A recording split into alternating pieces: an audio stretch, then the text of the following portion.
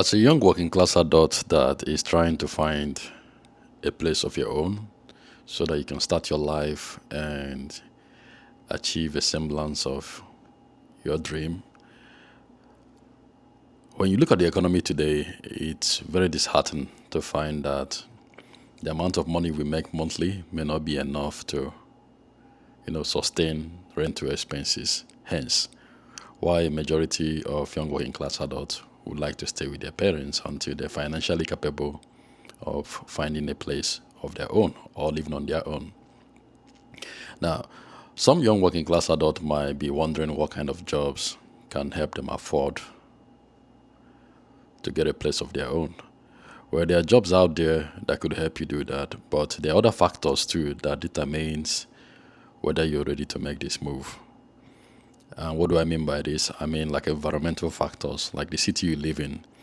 For instance, if you live in an expensive city where you're able to get a job that pays minimum wage, and if the rental expenses in such a city is very high, the chances of you getting a place of your own is quite slim. Being that it might take all of your paycheck to get a studio, a one-bedroom apartment, or you may end up not even getting any unless you get a roommate. So today, I am here to advise you on the kind of job to look for if you are trying to get a place of your own for the first time. Now, what kind of job we pay for you to get an apartment of your own? Well, if you're starting out, I would say to go for a job that pays a minimum of $17 an hour. I know in some states you'll be like, a minimum of $17 an hour doesn't do much. Well, in the state of Texas, $17 an hour could do a lot for you. And remember, you're starting out, right? That me saying that you're starting out, I'm assuming that you don't have a skill. You don't have an academic training that will fetch you a higher wage rate, right? So you're starting out and it's your first time getting this job, you should aim for something that falls within $17 an hour. And if you're in a state where you could get $15 an hour, especially down south in the United States, $15 an hour in the state of Texas could get you also an apartment where you can still pay your apartment, maybe a studio or a one bedroom, and you still have a little bit of something left. But I'll be coming to that now. Now, what kind of job are we looking at here? I'm talking about warehouse jobs, right? So most warehouse jobs that you're gonna get starts off at $15 an hour, especially in the state of Texas. In other states, maybe up north, they may be paying you higher, but down in the state of Texas, at least $15 an hour. Delivery jobs, the same thing. If you're driving for Amazon, the start pay, you're looking at $17, $18 an hour. If you're a package handler in FedEx, the same amount of money, $14 at least per hour. And food industries pays slightly less than $15, $17 an hour. They may start you off at a very low rate, and they will expect the tips that you get to, add to the money that you take home at the end of the month, depending on if you're paid monthly or bi-weekly. But for me personally, I would say if you can't get any other job, if you can't get jobs in manufacturing industry or sector, like an assembly job or some other jobs that has to do with the manufacturing, factory jobs, where the wage rate is slightly better for a first timer, someone that is starting out, I would say choose the food industry as the last option, being that if you're a server or if you're working in the kitchen as a dishwasher, you may not be paid enough for you to afford comfortably a one-bedroom apartment. Given that food-related industry, especially if you're starting out as a server, your wage rate is going to be low. I'm not going to lie to you, and the bulk of your money is going to come from the tips that you receive. So, but if you're someone that wants to have a place of your own, go out there and look for jobs that pay consistently an improved wage rate, a few dollars above minimum wage. If it's possible, I would say try to aim for $6 to $7 above minimum wage. I know some people may be like, oh, the minimum wage is $7.75 or something like that. And they'll be like, "Oh, Mr. Chime, that means I'm probably gonna be getting a what, like $15." Well, remember, you have to take into account the city you are in, because if you're in a city where $15 wage rate could get you an apartment, like in the state of Texas, you could get an apartment for $650 for studios. Yes, in some cities, I kid you not. You could get all the way to 900, 1,000. You could get higher than that depending on what you want. But the point is, it's affordable, right? So if you live in an expensive city and you're making $17 an hour, obviously it's going to be really hard for you to find this kind of apartment, or even this kind of apartment may be non-existent, right? So what I want you to do is you are going to do this thing for me that I'm going to lay out right now. When you're looking for a job, I want you to look for a job where the amount of money you bring home monthly is going to be twice or three times the cheapest rent for a studio is going to be. Because remember, if you're single and you're not married and you're a young working class adult that is starting out, I don't want you to go for one bedroom. I don't want you to go for two bedroom if they're expensive. If they're outside of your rental budget, I want you to start out with your studio. Yes, start out with a studio and end your way up, right? As your wage rate improves with coming years, right? So you're gonna start out with your studio. You're gonna look out for the cheapest studio you can find in your city, and it doesn't have to be upper middle class part of your town. It could be lower middle class. I know some people think, "Hey, Mr. Chime, the lower middle class sections are ghetto, and I'm gonna get shot." Well, there are people that live there, right? So if there are people that live on that side of town and they stay alive, you are gonna survive. Remember, you're not living there forever. You're living there until you are able to acquire additional skills, or you're able to go to college to earn academic training that is gonna help you make more money so you can move out of that place. But since you're starting out and you want a semblance of peace, you no longer want to live with your parents and you want a place of your own, my advice to you is to start out with your studio at the most affordable part of your town. Oh yes. So you're gonna look for the cheapest studio you can find, and the job that you're gonna find is gonna be twice the rent of that studio, or three times the rent of that studio. Why am I saying this?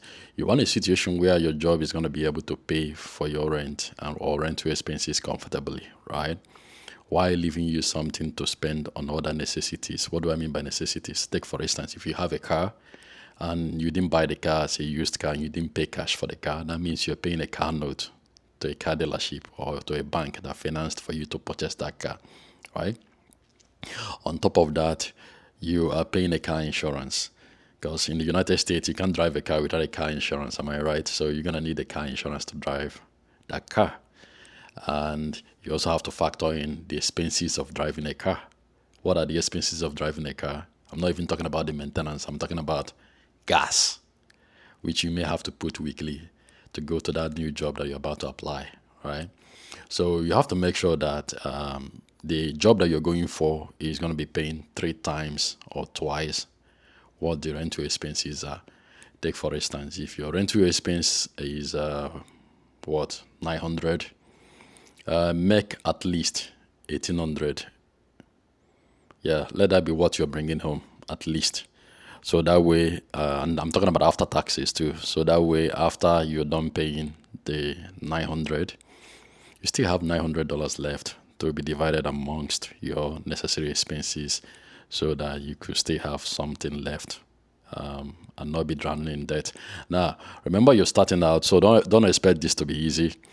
Even though you still have something left after those necessary expenses, you're still going to be struggling, given the fact that at the end of the day, you won't have much left. And you have to take that into consideration too when you're finding these first jobs that you are going for.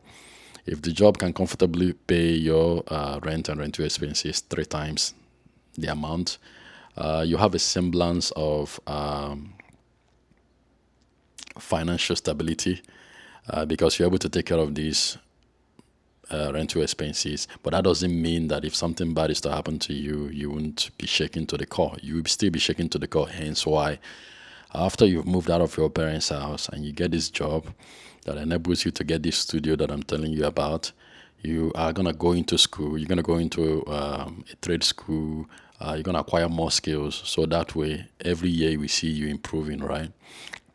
Now, the next thing I need you to do is, and if you haven't done this, is if you don't have a car and you're looking for a job, make sure that you're gonna get the kind of job that is gonna be able to pay your car note. And what is this car note going to look for?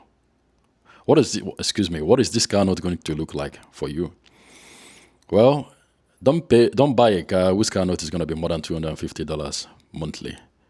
I know you'll be like, oh, Mr. Chime, but I can't find a car where I can pay $250. You can. If you stop looking at those cars that cost $20,000 and you start coming down to $12,000, $13,000, or even $7,000 used cars, your car note is going to be significantly less than what some of your peers who are not budget friendly are paying for. Do you know that I've met someone that makes about $25 and they are paying, how much was she paying again? 700 and something dollars in car note. I'm like, why are you paying 700 something? Because why? She wants to drive a Dodge.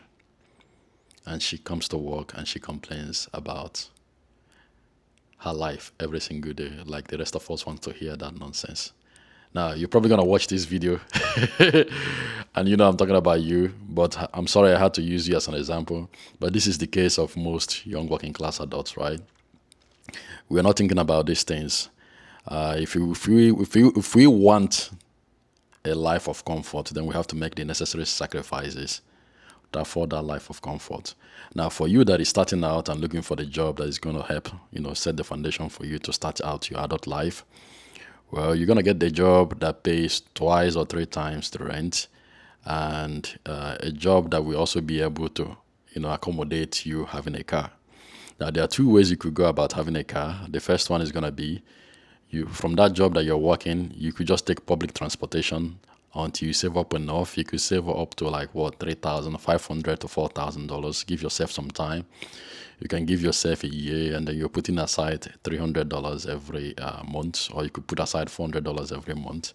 Take public transportation, and then once you save up to $4,000, go and find a used car from a car dealership, and make sure it's a Toyota.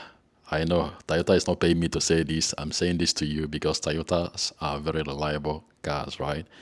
Once you buy them, as long as you maintain them, you can drive them for a very, very long time. I've been a Toyota fan. I've been driving. My first car was a used Toyota. I drove it for a long, long while. Yes, and what I'm driving right now is also still a used Toyota. What you're gonna do is you can either go to Copart or you could go to a Toyota dealership and you find a car. We're into 2026, right? So you're gonna find a car that is being sold, that has a year of say 2014, 2013. I know they sound old, but that's how you're gonna find cheap cars that you can buy for $4,000, $5,000. And if you're buying it from a car dealership, they're gonna give you guarantee, right?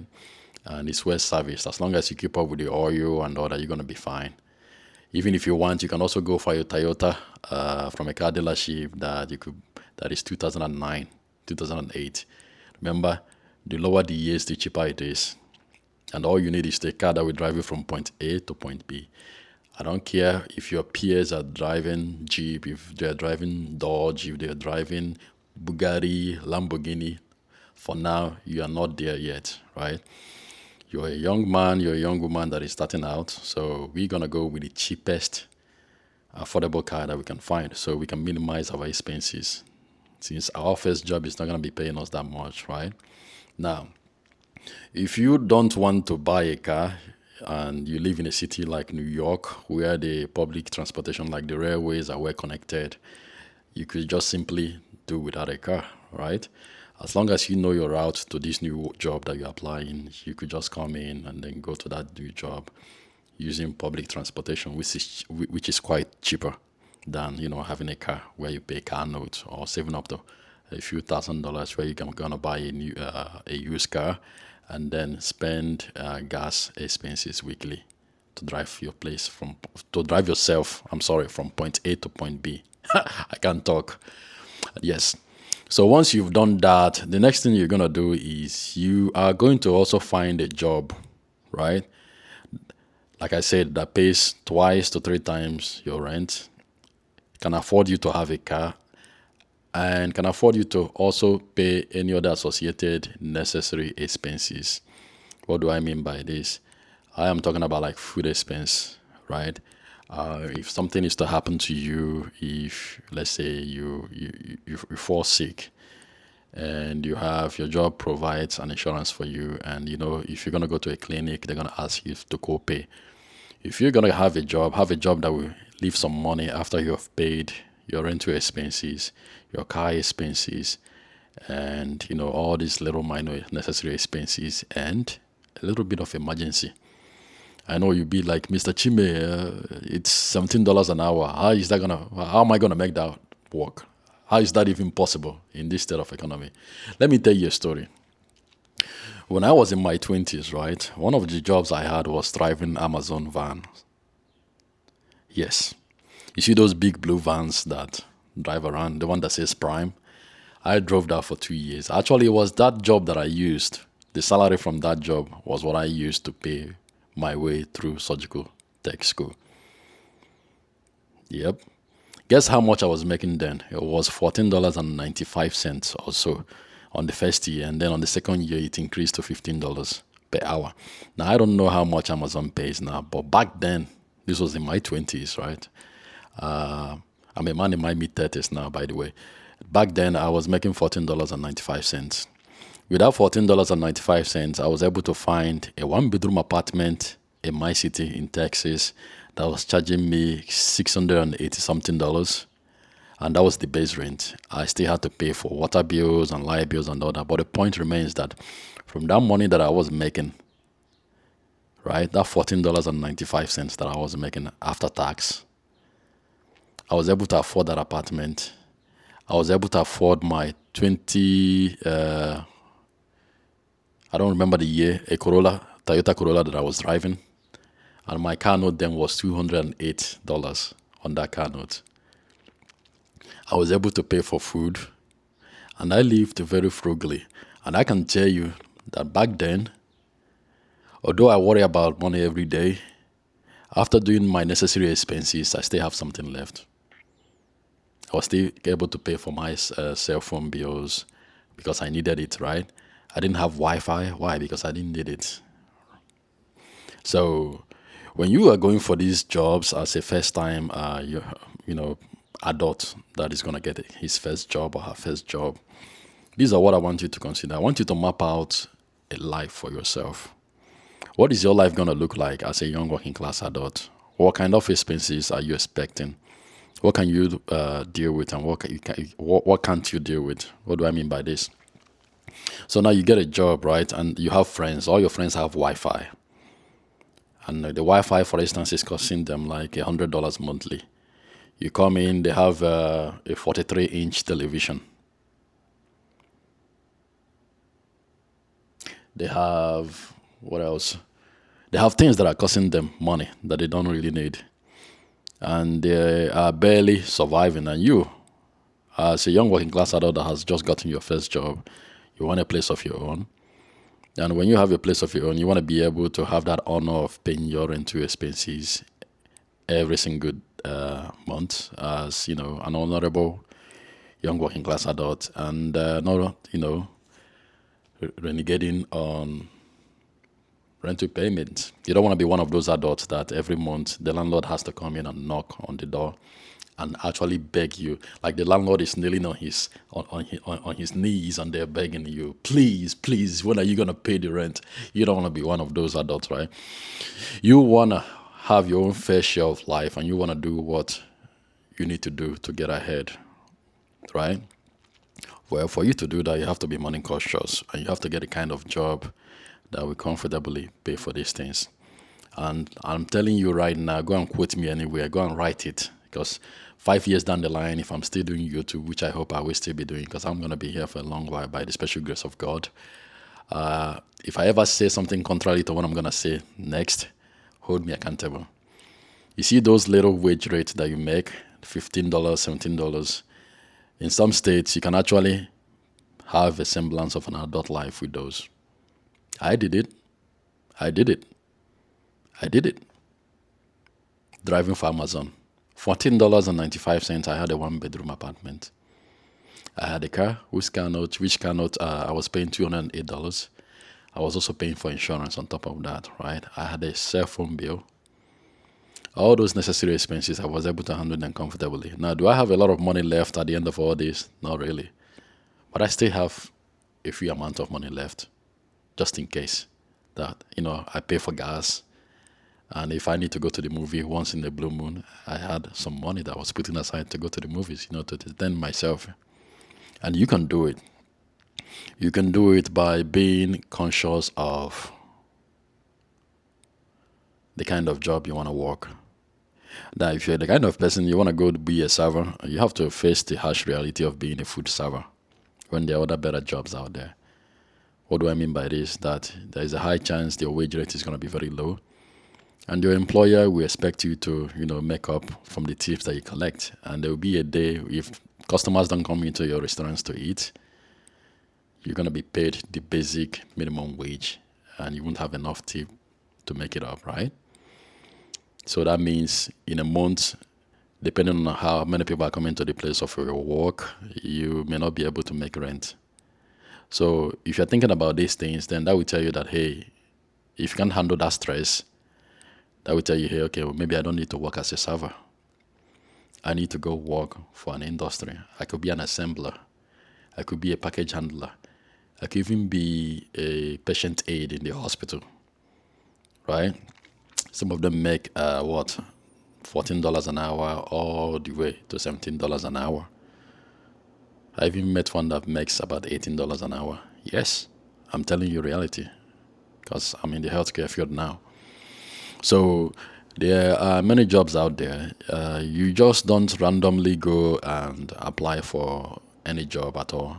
If you want to have an apartment, right, you have to get a job that will comfortably help you maintain a semblance of an adult life until you're able to empower yourself to afford other comforts, right? Until then, with that job that you get, once you have your apartment and you decide whether to have a car or not to have a car, and if you want to go have a car, you can do used cars versus, buying a car where you pay car notes that will eat deeply into that monthly paycheck. And if your city has public transportation, you can suspend that car for now and then put that car note money in your savings. Save it, use the public transportation. There's nothing wrong with it. Me personally, I have not used the public transportation because when I was younger, I was a little arrogant. Not that there's anything wrong with public transportation, but I felt that if I use public transportation, I was going to get used to it. And once I get used to it, I'm going to be comfortable, doing that, and I wouldn't want to aim higher in life. That's why I pushed myself to get a car. I saved for almost, 9 months or so for my first down payment of the car, the Toyota Corolla that I was telling you about. And I made a down payment, and I think I got it for they had it for $11,000 or so. And then eventually my car note ended up being $208.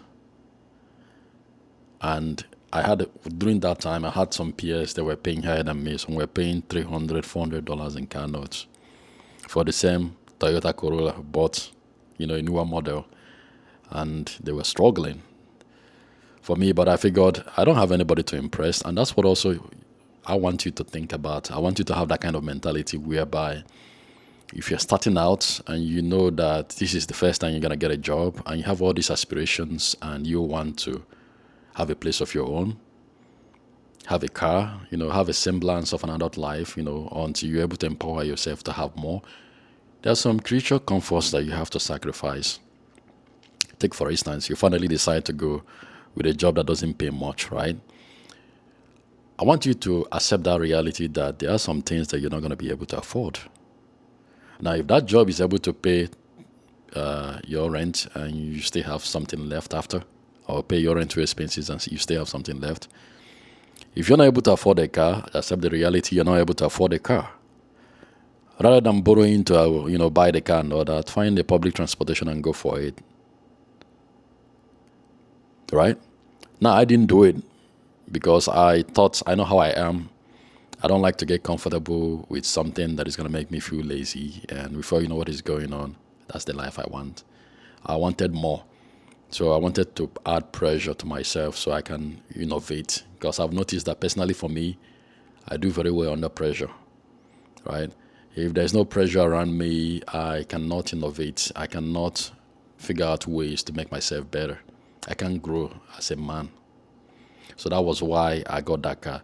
But if you look at yourself and you know that getting that car is going to be a problem to you, as long as that job pays twice to three times what you make, as long as that job pays twice to three times what you're going to pay for rent, that's okay.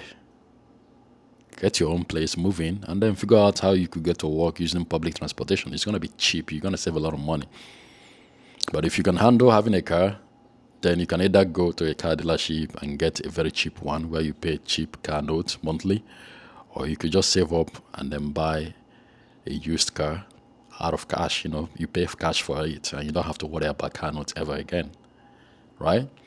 So today, my point was to tell you that for you to move out of your parents' house, your guidance house, your roommates' shared apartment, to get a place of your own, you have to be working a job that will pay for you to have a place of your own. At the same time, have something left for you to handle your adult responsibilities. Because as an adult, you're always going to have responsibilities, and they don't stop, especially in an economy like ours, right? In the American economy, where every month, whether you're sick or not, your bills are waiting.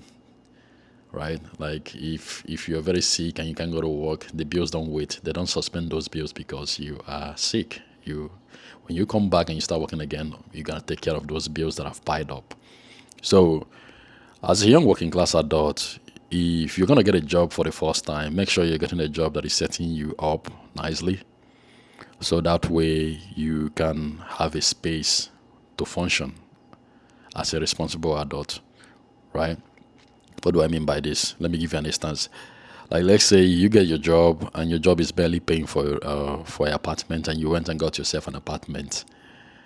You're gonna feel poverty. You are going to feel the cold grasp of poverty because you're gonna be struggling to pay for that rent. And if you have any other accumulated expenses on top of the rental expenses, you're gonna drown. That's how some of us, we start having mental issues, and some of us, we cannot handle our adult responsibility, and we eventually end up moving back in with our parents, right? Now, on the first video I did, I believe it was called How to Move Out of Your Parents' House, I advised having some savings before you even contemplating moving. Like, if you look at yourself now and you know that this job that you have or that you're going to get, it's not going to be enough to take care of all the necessary expenses after you have paid your rent, especially if you get your own place. That's when I recommend trying to negotiate with your parents or whoever you live with currently, so that you could work and save up to like 8 months, 6 months to 8 months of rent, just in case if you eventually move out and it seems like that job is not really helping you keep up with rental expenses and other necessary expenses.